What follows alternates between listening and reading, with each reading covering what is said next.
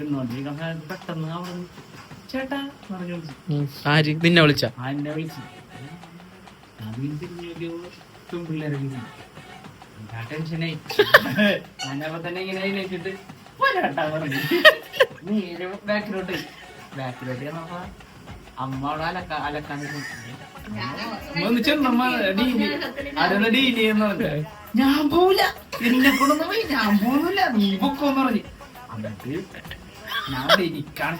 ഞാനിങ്ങനെ പോയി, ഞാൻ ടീഷർട്ട് ഇട്ടില്ല, കളർ ഇട്ടില്ല, ഞാനിങ്ങനെ പോകുന്ന ചോദിച്ചു. നീ പൊക്കോ, നീ ഞാൻ വരൂല്ല എന്ന് പറഞ്ഞു. ഞാൻ വരൂല്ല, ഞാൻ നോക്കി പറഞ്ഞ സാധനം ഞാനെങ്ങനെ വരാനാണ്.